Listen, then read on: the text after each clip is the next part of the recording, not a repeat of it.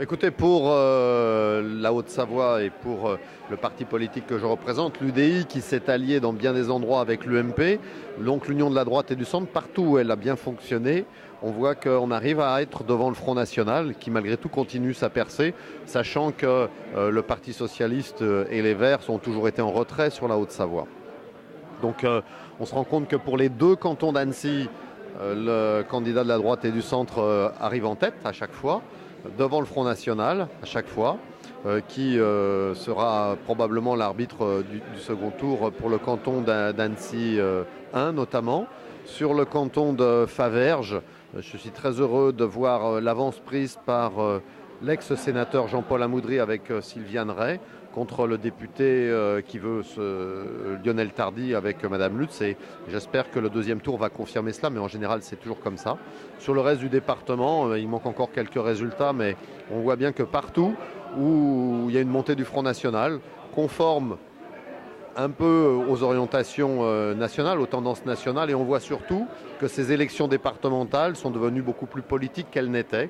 L'homme ou la personne ou la femme, le candidat qui avant avait une équation personnelle et qui pouvait se présenter de manière seule, aujourd'hui il y a une vraie réaction liée au positionnement politique du fait de l'ambiance nationale.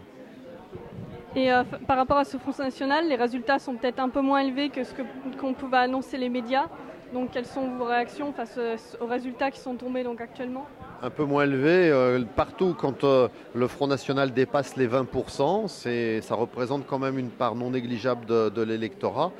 D'autant qu'en général, le Front National a fait une campagne sans projet particulier. C'est vraiment la déclinaison du programme national qui s'est faite sur les territoires, alors qu'en principe, les élections départementales étaient toujours encore considérées comme des élections locales. On voit bien que ça n'a pas été le cas.